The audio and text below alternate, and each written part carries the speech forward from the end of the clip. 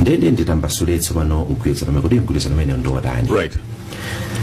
Ifeyo tinagwirizana ndi kampani imeneyi kuti ilipatsa 600,000 metric tons ya fertilizer. Right. Ndipo fertilizer imene yuyu aperekedwa kwa miyezi yokwana 12 mpaka na yese adzamalize kufika ku Malawi kuno. Chinthu choyamba iwaja fertilizer abweretse ife tisanasunthe china chilichonse. Fertilizer uja akabwera chinthu chachiwiri ndichonena kuti sitidzalipira ndi forex.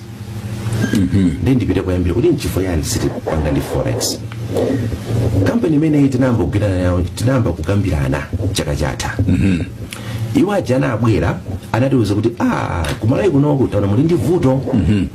Chifukwa khadi tili Malawi munomu kwa zaka zokosa zitatu. Iwowa tikupangani study. Tikupangani study tinaona kuti choyamba iniyo mafunika fertilizer wambiri ku Malawi kunoku chifukwa chuma cha Malawi chimayenda chifukwa cha ulimi. Koma mukanika kutukuka chifukwa kuti fertilizer mulibe. Ndipo simudzatukuka chifukwa fertilizer mulibe. Koma kuti fertilizer yabwere mafunika forex. Forex yonso mulibe.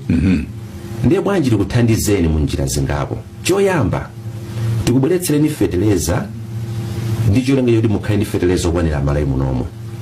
Chachiwiri musatilipire ndi deposit yomwe osalipira mpaka na fertilizer yense abwere akhale ma warehouse mwanu Blantyre, Lilongwe, Mzuzu.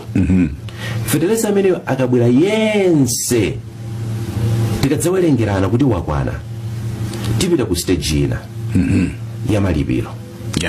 Inuyo tikudziwa kale kuti forex mulibe. Ndipo forex yeyo chepe imene ikubwerayo imafuna kuti ipite ku chipatala ndizina zambia. Mafuta ndizina.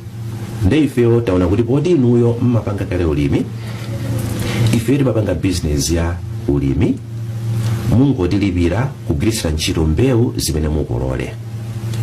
Koma mbewu zimene zizi sikuti mutipatsa ifeyo fertilizer sinabweretse. Tikabweretsa fertilizer simudzatipatsa forex, mudzatipatsa mbewu. Koma sikuti tikadzangoti tangobweretsa bagiro malizira lafika ino nthawi yomwenso nkutipatsa mbewuzi. Ayi, tikupatsani chaka chathunthu kuti mulime. Mukalima mukolole, mukakolola mupange aggregate, mukapanga aggregate mudzatipatse ife tikatani tikagulitse kunjaku. Fellow Malawians, this year, heaven has smiled on us by allowing Christmas to come early for our country.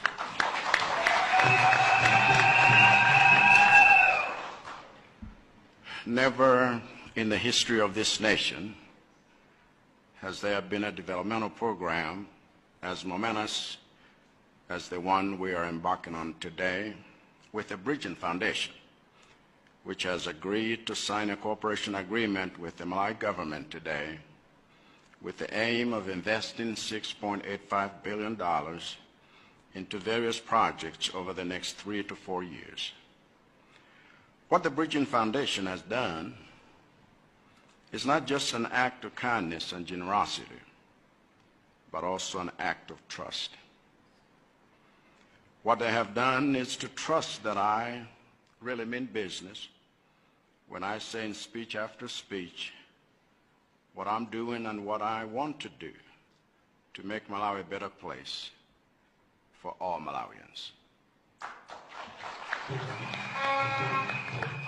Kuchitikiramu mwachidziwikire sipapita nthawi mumva kuti Achakwera nawonso awatenga. Pali maumboni ambiri, pali zifukwa zambiri zimene zikusonyeza kuti sipapita nthawi mumva kuti Achakwera nawonso amangidwa.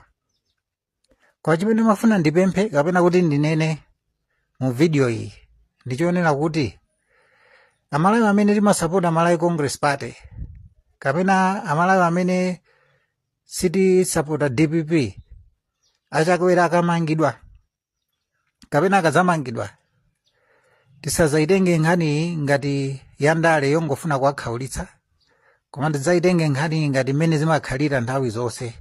Achakwera atusadzakhala oyamba kuamanga. Achakwera sadzakhala oyamba kuwayete